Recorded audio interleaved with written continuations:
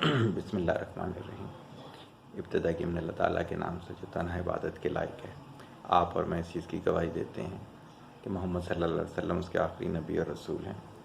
آپ اور میں اس چیز پہ بھی کمیٹڈ ہیں کہ علم کا ماخذ قرآن مجید اور اس تک پہنچنے کا رستہ میرے نبی کی سنت۔ الحمدللہ ہماری جو یہ نئی سیریز ہے ڈے کلوزنگ کے لحاظ سے، اس کو آپ لوگ بہت زیادہ پسند کر رہے ہیں الحمدللہ۔ مجھے بھی اچھا لگ رہا ہے کہ بہت لمبے لمبے لیکچر جو ہیں وہ آپ لوگوں سے ہضم نہیں ہو رہے تھے۔ وہ یہ سمجھ لیں، تاریخ کے لیے میں بول دیتا ہوں کہ جب ہم اس دنیا میں نہیں ہوں گے تو جب لوگ سنیں گے تو انہیں بہت اچھا لگے گا کہ اس قسم کی ریسرچ بھی اس دور میں کی جاتی تھی۔ تو بقیہ یہ ہے کہ چھوٹے چھوٹے پوائنٹ 5 منٹ 6 منٹ 8 منٹ کے جو ہیں یہ آپ لوگوں کو بہت فائدہ بھی دے رہے ہیں اور اچھے بھی لگ رہے ہیں۔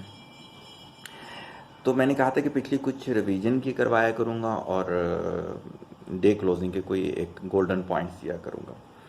تو کل جو ہم نے کچھ 3 پوائنٹس ڈسکس کیے تھے آرٹ آف پیرنٹنگ کے، جو میری ورک شاپ تھی اس کا مینول جو ڈیزائن ہو رہا تھا، تو اس میں یہ تھا کہ بچے کو کون سے کھیل کھیلنے چاہیے ہیں۔ بچے کو فزیکل کھیل بھی کھیلنے چاہیے ہیں، مائنڈ کے لحاظ سے بھی کھیل کھیلنے چاہیے ہے، سوشل گیم بھی ہونے چاہیے ہیں اور سائیکو فزیکل گیم بھی ہونے چاہیے ہیں۔ تو یہ تمام بیلنس ہونا چاہیے ہے کہ آپ اس کی گیمنگ کو اس طرح سے ایڈجسٹ کریں کہ اس میں یہ سب چیزیں آ جائیں۔ ایسا نہ ہو کہ صرف وہ موبائل گیمنگ کھیل رہا ہے، ویڈیو گیم کھیل رہا ہے یا وہ کر رہا ہے، آؤٹ ڈور گیم کھیل رہا ہے تو اس کے برین پہ آپ کام ہی نہیں کر رہے ہو، لاجک ہی نہیں آ رہی، اس بیچارے کو ڈیسیجن لینا ہی نہیں آ رہا۔ تو آپ نے ایسے ایسے گیم ان کو سکھانے جس میں یہ سب چیزیں کور ہو جائیں۔ پھر بچے بے حیا کیوں ہوتے ہیں؟ اس لیے کہ ان کے ماں باپ بے حیا ہوتے ہیں۔ بچہ کبھی بھی بے حیا نہیں ہوتا۔ آپ اٹھا کر دیکھ لیں، میں ایک نہیں سینکڑوں ایسی مثالیں دینے کو تیار ہوں کہ جب مائیں چھوٹے بچے کو نہلا رہی ہوتی ہیں تو وہ لوگوں کے سامنے جانے سے بچتا ہے، وہ تنہائی میں یہ بات لینا چاہتا ہے۔ پھر جب مائیں بچے کے کپڑے چینج کروا رہی ہوتی ہیں، جو تھوڑا سا بڑا بچہ ہو 1-1.5 سال کا، تو وہ چاہتا ہے کہ وہ کسی کے سامنے کپڑے بدلی نہ کرے۔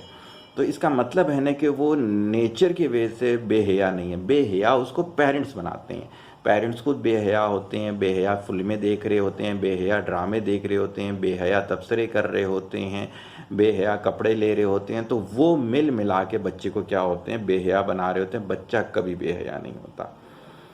اچھا، پھر ہے کہ آپ اپنے بچے کو کیا بنانا چاہتے ہیں، آپ کو معلوم ہے اس کی قیمت کیا ہوگی۔ یہ ہم نے ایکٹیویٹی رکھی تھی ایک کہ ہم دیکھنا یہ چاہتے تھے کہ پیرنٹس کو پتہ ہے کہ کیا قیمت ادا کی جاتی ہے جو بھی چیز بنانی۔ جیسے فار ایگزامپل بچے کو حیادار بنانا ہے، اس کی قیمت کیا ہے کہ آپ کو بے حیائی چھوڑنی پڑے گی، آپ کو ایسے جو ولگر چیزیں ہیں وہ چھوڑنی پڑیں گی، آپ کو ایسی دوستیاں ختم کرنی پڑیں گی۔ یہ قیمت ہے نا جو ادا کی جائے گی۔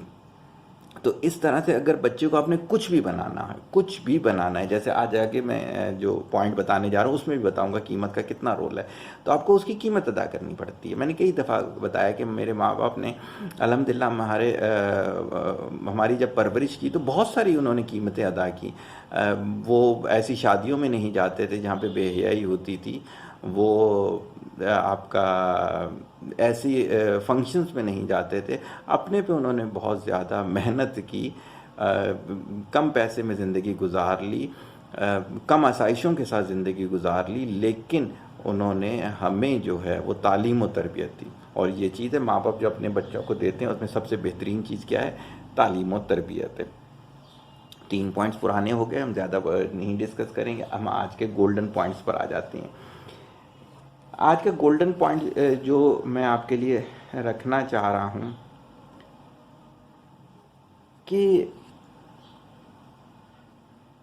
جیسے کل ہماری بے مقصد کی بات ہوئی تھی، ایک تو یہ ہے کہ بے مقصد جو شخص ہوگا وہ رب سے دور ہوگا، جو رب کے قریب ہوگا وہ بامقصد انسان ہوگا۔ سب سے پہلی شرط تو یہ والی چیز ذہن میں رکھ لیں۔ پھر یہ دیکھنا کہ آپ کا فیتھ اللہ تعالیٰ کے ساتھ ہے کیسے، ٹرو فیتھ ہے بھی یا نہیں ہے۔ اس کا اندازہ تھوڑا سا ہم جو ہیں آپ کے ایکٹیویٹیز کے ذریعے لگا سکتے ہیں۔ آپ اپنے مقصد میں کتنے سچے ہیں اس کا اندازہ اس سے لگایا جائے گا کہ قربانیاں کون کون سی تھی ہیں۔ جیسے فار ایگزامپل میں اکثر و بیشتر کہتا ہوں کہ میرے روم میں میں اے سی میں نہیں بیٹھتا. میں کہتا ہوں کہ میں ان چیزوں کی ڈپینڈنسی میں نہیں ہونا چاہتا. میں اکثر جو ہے پیدل سفر کر لیا کرتا ہوں. جو فارمنگ میں کرتا ہوں کئی ایکڑ میں پیدل چلا جاتا ہوں. صحیح ہے. میں نے خوراک میں کوئی بہت زیادہ میں نے خواہشات نہیں رکھی ہوئی. اس کی وجہ کیا ہے کہ یہ میں نے اپنے مقصد کی قیمتیں ادا کی ہیں. الحمدللہ آج جو اللہ تعالیٰ نے مجھے 55 to 60 بکس، کچھ میری جو اور بکس آ رہی ہیں ان کو ملا کے 60 بکس جو ہیں وہ لانچ ہو چکی ہیں. میں MBBS ڈاکٹر نہیں ہوں لیکن میں ڈاکٹروں کو کنسلٹنسی دیتا ہوں. میں انجینئر نہیں ہوں، میں انجینئرز کو کنسلٹنسی دیتا ہوں. میں پرسنالٹی ڈیولپمنٹ میں جو ماہر نفسیات ہیں ان کے بچوں کی ٹریننگ کر رہا ہوتا ہوں. یہ چیزیں کیا ہیں، یہ میرا مقصد تھا، اس کے لیے میں نے قربانیاں دیں. تو کیا ہے کہ جب تک آپ کی قربانیاں سمجھ میں نہیں آئیں گی کہ اس مقصد کے حصول کے لیے، تو کیا ہوگا کنفرم نہیں ہو سکتا کہ آپ ڈرامے بازی کر رہے ہیں، فنکاری کر رہے ہیں، یا واقعی میں آپ کا وہ مقصد ہے. صرف لیکچر میں وہ مقصد دے دینا یا آن پیپر لکھ دینا نہیں. دیکھنا یہ پڑے گا اس مقصد کے لیے آپ نے قربانیاں کیا دی. آپ اللہ کا بندہ یا بندی بننا چاہتے ہو لیکن جب قربانی کی باری آئی آپ دے ہی نہیں پاتے. میں بہت سارے ایسے لوگوں کو جانتا ہوں جب ان کی بیٹیوں کی شادیوں کا سلسلہ آیا تو ہر قسم کی بے حیائی کی انہوں نے. میں نے کہا کہ ایسا کیوں ہے؟ کہتے ہیں یہ معاشرے کی ریکوائرمنٹ ہے. تو اس کا مطلب یہ ہوا آپ اللہ کے بندے بننا ہی نہیں چاہتے تھے، کیونکہ ایک چھوٹی سی آزمائش ہے اس میں آپ پورا نہیں اتر سکے.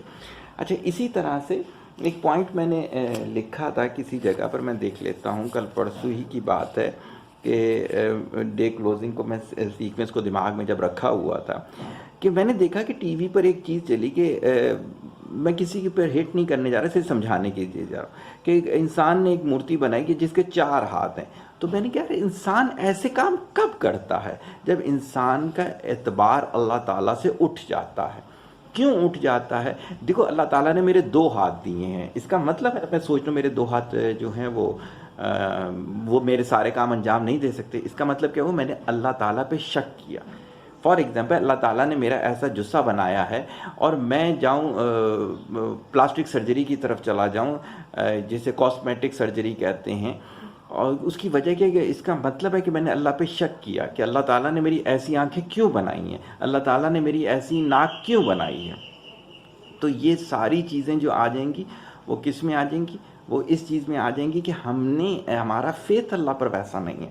تو دیکھیں شک جو ہے وہ کس قدر ہمیں ڈبو دیتا ہے. تو آج کا جو گولڈن پوائنٹ ہوا وہ یہ ہوا کہ آپ نے اپنے فیتھ کو کس طرح سے کرنا ہے، بغیر کسی شک کو شبے کے رکھنا ہے.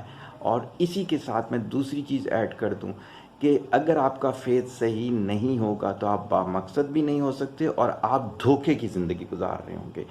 جس شخص کا فیتھ اللہ تعالیٰ کے ساتھ صحیح نہیں ہوتا وہ دھوکے کی زندگی گزار رہا ہوتا ہے اور کسی اور کو دھوکہ نہیں دے رہا ہوتا، اپنے آپ کو دھوکہ دے رہا ہوتا ہے. جب اس کا جنازہ جا رہا ہوتا ہے تو یقین کیجئے گا جو جنازے کے اندر لوگ ہوتے ہیں وہ صرف یہی کہہ رہے ہوتے ہیں کس کا جنازہ جا رہا ہے؟ ایک دھوکے کا جنازہ جا رہا ہے. سمجھنے والوں کے لیے میرا خیال سے یہ 8-10 منٹ ہی بہت ہیں. آپ کے کامنٹس کا انتظار رہے گا اور جس کو جتنا ہی آپ آگے دے سکتے ہیں اس میسیج کو پھیلائیں، کیونکہ اب میں یہ باقاعدہ کہتا ہوں یہ واجب ہے آپ پر کہ اچھی بات کو آپ نے پھیلانا ہے. دعاؤں میں یاد رکھیں. طالب دعا محتاج دعا. السلام علیکم.